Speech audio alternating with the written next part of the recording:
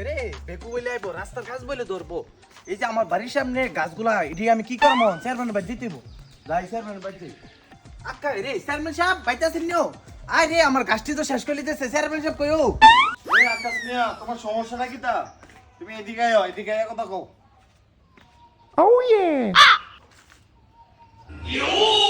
ও chairman সাহেব আপনি জানেননি এই যে বেকু আইছে আমার বাড়ির সামনে সব গাছ কাটিয়া লইতাছে কত দামি দামি গাছ লাগাইছি সব গাছ কাটিয়া লইতাছে অন আপনি একটা কিছু করেন চেয়ারম্যান সাহেব এই গাছটি টিয়ে রাখতে হইব আমি কইলে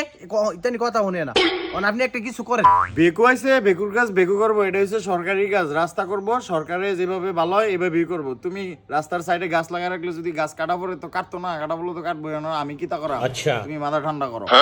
এত কিছু বুঝি না চেয়ারম্যান সাহেব আমি সরল সরল মানুষ একটা এখন আমার এই যে গাছটি কেটে লাইতেছে আমি কিছু একটা দিলাম আপনি নেন চেয়ারম্যান সাহেব আপনি কিছু একটা করেন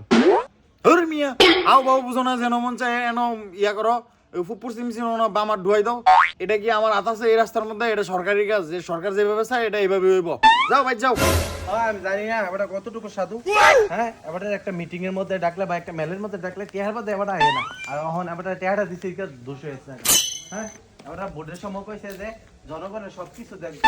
আর আইবুনি ভোট চাই তো ভোট একবার দি